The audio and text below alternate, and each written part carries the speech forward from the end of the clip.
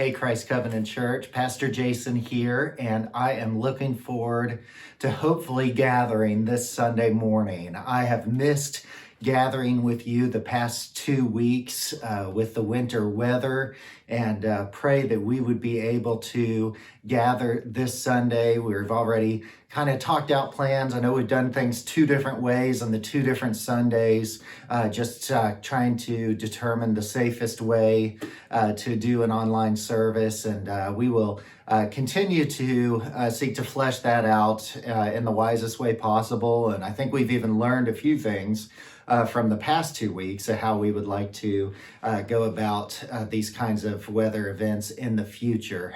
But certainly praying and expecting that we'll all be able to gather this Sunday morning and start a series that we meant to start last week, but are going to start this week, called Living a Meaningless Life. Living a Meaningless Life.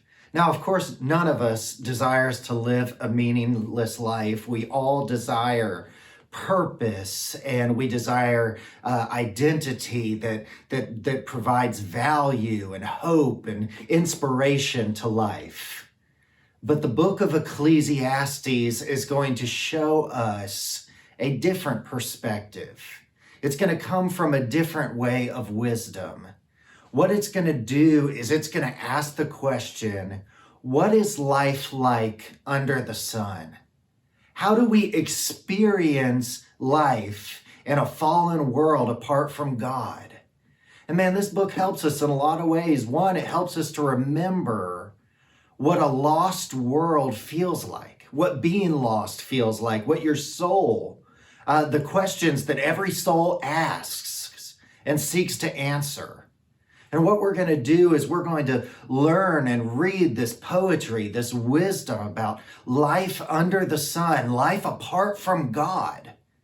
And as we see what life apart from God is really like, and as we let ourselves feel the weight of what a meaningless life feels like because we're not connected to anything greater than ourselves, I pray that this would allow us to long for God even greater, to fear Him and to be in awe of Him as we ought, but to also have hearts for those who are lost, for those who do not know their ultimate meaning and purpose, that they have not found it yet in the salvation of the gospel. And so I pray that God would inspire gospel meaningfulness in all of our hearts as we walk through this great and very relevant book of the Bible, Ecclesiastes. I will look forward to worshiping with you on Sunday, where the sermon title will be Living for Nothing.